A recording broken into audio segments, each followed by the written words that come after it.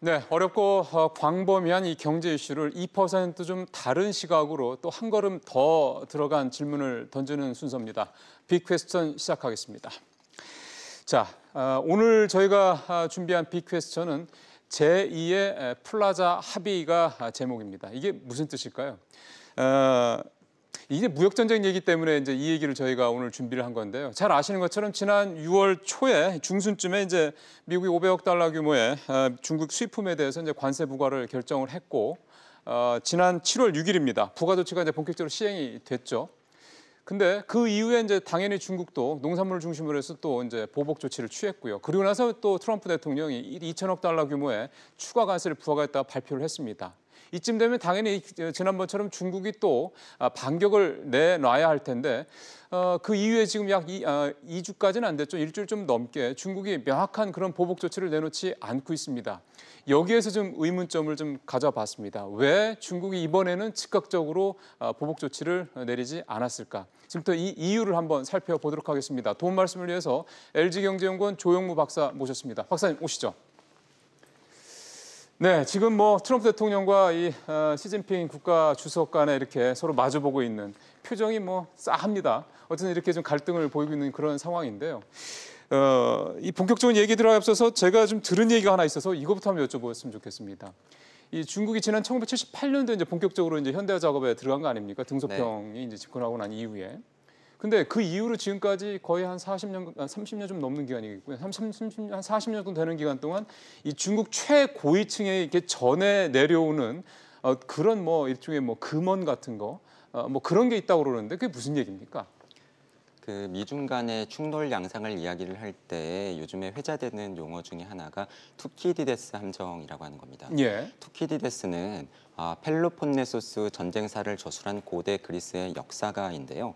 말씀드린 펠로폰네소스 전쟁은 전통적인 그리스의 강국이었던 스파르타와 신흥 강국으로 떠오르던 아테네 사이에서 벌어졌던 전쟁이죠. 예. 저희가 알 수 있는 것은 이 전쟁을 치른 결과 두 나라가 모두 다 쇠약기에 접어들었다라고 하는 점입니다. 예. 이러한 경험을 사실은 중국 지도부도 전통적으로 인식을 하고 있었고요. 예. 그렇다 보니까 1997년에 세상을 떠난 덩샤오핑 같은 경우에는 네.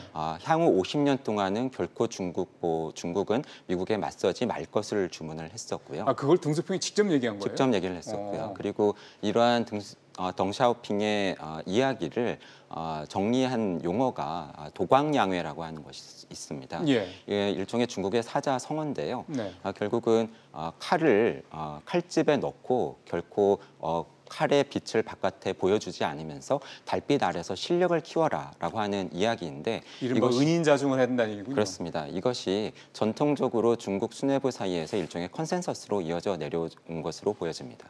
자, 그렇다면은 지금 중국의 모든 부분에 대해서 핵심적인 결정은 지금 말씀하신 중국 최고 지도부가 하는 거 아니겠습니까? 시진핑을 중심으로 해서요.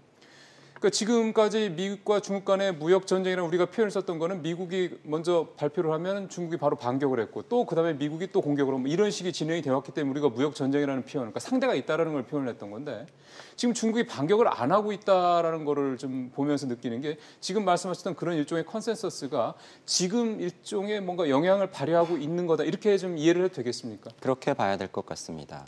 사실 지금 상황은 시진핑으로서는 상당히 곤란한, 곤혹스러운 상황이라고 볼 수밖에 없는데요. 예. 왜냐하면 최근에 출범한 시진핑 2기를 앞두고 시진핑이 그동안에 내걸었었던 일종의 캐치프레이즈가 네. 오래된 중국의 꿈을 실현한다라고 하는 중국몽을 그랬죠. 표면에 내세웠었죠. 예. 근데 이런 상황에서 중국이 입장에서는 미국이 밀어붙인다고 해서 일방적으로 물러설 경우에 중국 내부에서 제기될 수 있는 불만이 시진핑으로서는 상당히 신경이 쓰일 수밖에 없고요. 그 지지 기반 뭐 또는 이 권력 기반이 조금 흔들릴 수 있다 이런 그렇죠. 말씀이군요. 내부 불만이라던가 네. 과연 그동안에 내세웠었던 캐치프레이즈는 어떻게 되는 것인가 그렇죠. 이런 이야기겠죠. 네. 그렇다 보니까는 미국의 압력에 중국으로서는 일방적으로 물러서는 모양새를 보여주기는 상당히 어려운 것이고 네. 그렇다 보니까는 중국이 보여주고 있는 일종의 행태들, 가령 미국이 관세를 매기면은 보복 관세를 매기고, 그러니까요.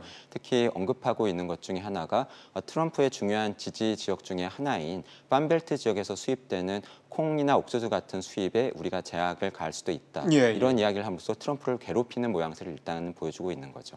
하지만 앞서 말씀드렸던 그런 일종의 컨센서스 때문에 아마도 물밑에서는 미국과 중국 간의 치열한 협상이 벌어지고 있고 이것을 아마 중국 쪽에서 먼저 이렇게 손을 내밀고 있을 가능성이 높지 않나 하고 생각이 됩니다. 그 말씀은 그러면 시기는 모르겠지만 미국과 중국 간의 무역 전쟁이 일종의 이제 중국의 조금 더 큰 양보로 결론이 언젠가는 날 수도 있다. 이렇게 해석을 해도 되는 겁니까? 그렇습니다. 중국으로서는 아마 경제적인 부분에서 상당 부분 미국에 양보를 할 수밖에 없을 것이고요. 네. 하지만 반면에 적어도 아시아 지역 내에서의 지역 패권국으로서의 위치를 미국으로부터 인정받는 것을 요구할 가능성이 있습니다. 그렇게 해서 이를테면 좀 약간 손상된 체면을 살리겠다. 그렇죠. 체면과 그리고 일종의 명분을 얻으려고 노력하고 있는 모양새가 지금의 갈등 양상이다라고 볼 수 있을 것 같습니다. 근데 지금 그렇게 말씀하시니까 저는 문득 드는 생각이 우리가 미국과 FTA 그 재협상을 하면서 느꼈던 게 뭐 딱 되고 나면은 합의가 된 것 같은데 그거 또 뭐 다른 걸 요구하고 뭐 계속 이런 식이었단 말이에요. 이게 이제 소위 말하는 트럼프 협상 전략인데 네. 이게 미중 간의 협상에서도 뭐 재현되지 말라는 보장이 없을 것 같아서요. 그렇습니다. 앞으로 협상이 어느 선에서 종결이 될 것인가, 그리고 미국이 어느 정도 선에서 만족을 할 것인가는 사실은 전적으로 트럼프에 달려 있는데요. 예. 만약에 미국에서 트럼프가 정말로 원하고 있는 것이 무역수지 적자폭의 축소라고 한다면 네. 사실은 여기에 대해서 주력할 가능성이 있겠지만 사실은 이것도 그렇게 쉽지는 않아 보입니다. 미국이 기록하고 있는 무역수지 적자의 절반 정도가 중국에서 기록을 하고 있는데 그러니까요. 그중에 상당 부분이 사실은 미국 기업들이 중국 안에서 만들고 있는 아이폰과 같은 제품을 다시 미국으로 들여오는 과정에서 기록을 하고 있기 때문이죠. 그것이 아니라 만약에 트럼프가 정말로 원하는 것이 다음번 대선에서의 재선이라고 한다면 사실 이야기는 훨씬 더 어려워지는데요.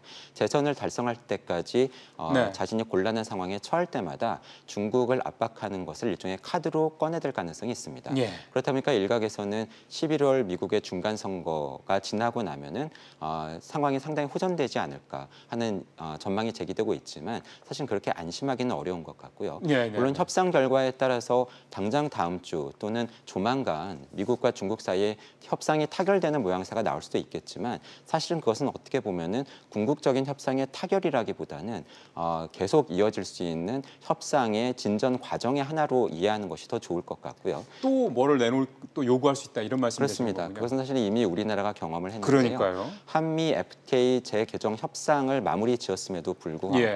우리는 이것이 끝이다라고 생각을 했지만 그 이후에 중국은 계속해서 개별 품목들에 대해서 관세라든가 세이프와 그러니까요. 가드와 같은 압박 조치를 계속해서 내놓고 있는 것에서 트럼프의 협상 정수를 저희가 이해할 수 있을 것 같습니다. 마지막으로 저희가 오늘 사실은 제2의 플라자 합의라는 걸 이제 얘기를 했지 않습니까? 플라자 합의라는 거를 이제 간단히 이제 소개를 좀 해주신다면요.